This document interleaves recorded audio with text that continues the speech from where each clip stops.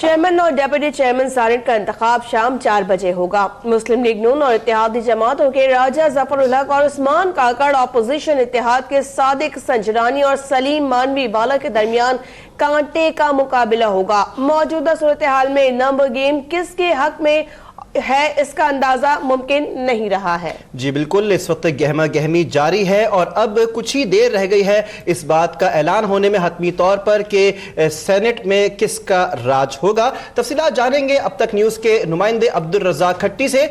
जी अब्दुल रज़ाक खट्टी, आज बिलाखिर तय हो ही जाएगा कि सेनेट में किसका बोलबाला होगा, किसका राज होगा?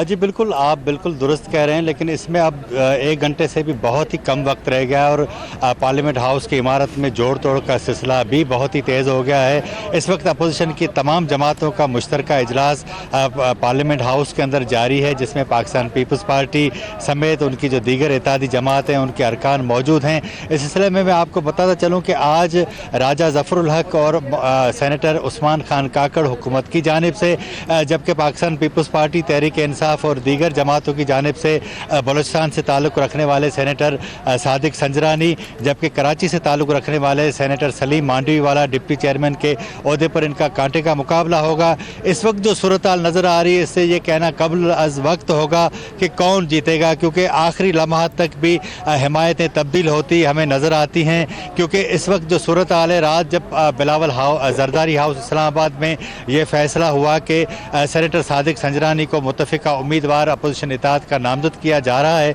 इस ऐलान के बाद हमने मुख्तलिफ पाकिस्तान पीपल्स पार्टी के सीनियर रहनुमाओं से बात की तो वो इस हवाले से कोई राज़ी नहीं थे और काफ़ी नाराज़ नज़र आते थे। उनका मौक़िफ़ था कि पाकिस्तान पीपल्स पार्टी ने पहली बार एक प्लेट में रखी गई चेयरमैनशिप का ओहदा का रिस्क ले लिया है और उस हवाले से जिस मौजूद सेनेटर का इंतखाब किया गया उनका भी कोई पॉलिटिकल प्रोफाइल इतना रिच नहीं है।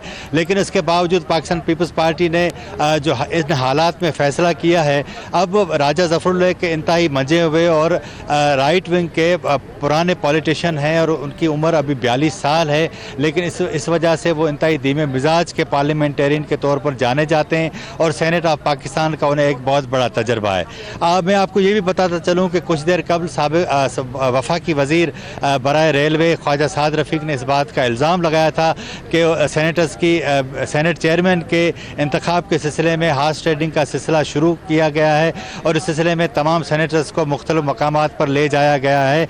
उनसे जब पूछा गया तो इस हवाले से उन्होंने किसी का नाम तो नहीं लिया, लेकिन ये इल्ज़ाम उन्होंने ज़रूर लगाया। जी ठीक, ये इल्ज़ाम ज़रूर लगाया उन्होंने, लेकिन ये बताइएगा कि अभी तक क्या इत्तलात आ रही हैं, क्योंकि वक्त बहुत कम रह गया अब ये तय होने में, तो किसका पलड़ा भारी दिख रहा है इस वक्त? जी इस वक्त जो सूरत हाल नज़र आ रही है तो मैं आपको बताता चलूँ कोई भी अपसेट हो सकता है कि चेयरमैन एक पार्टी का बन जाए, डिप्टी चेयरमैन दूसरी पार्टी का। मैं आपको बताता चलूँ कि उस्मान खान काकड़ कोई हाल ही में सेनेटर मुंतखब हुए थे 3 साल पहले, 3 साल का अरसा उनका अभी बाकी है। लेकिन सलीम मांडवी वाला क्योंकि साबिक वफाकी वज़ीर रह चुके हैं, उनके स्टेक इस्लामाबाद में ज़्यादा रहे हैं और पाकिस्तान पीपल्स पार्टी जैसी बड़ी कुव्वत उनके साथ है, तो ये कहा जा सकता है कि कोई अपसेट भी हो सकता है और कोई एक जमात इंतखाबात जीत सकती है। लेकिन इससे कबल अज़ वक्त होगा कि आप कोई अंदाजा लगा सकें। फ़र्क अगर आया तो बिल्कुल थोड़ा आएगा। बिल्कुल अब्दुल रज़ाक खट्टी, चेयरमैन सीनेट के लिए जोड़ तोड़ जारी है। पीपल्स पार्टी का वफ्द हिमायत हासिल करने के लिए मौलाना फजल रहमान की रिहाइश का भी पहुंच चुका है और तर्जुमान JUI का इस हवाले से कहना है कि हम मुस्लिम लीग नून की हुकूमती इत्तेहादी जमात हैं। चेयरमैन और डेप्यूटी चेयरमैन सीनेट के इंतखाब में मुस्लिम लीग नून का साथ देने का हतमी फैसला भी सामने आया है। इस बारे में क्या बताएंगे आप?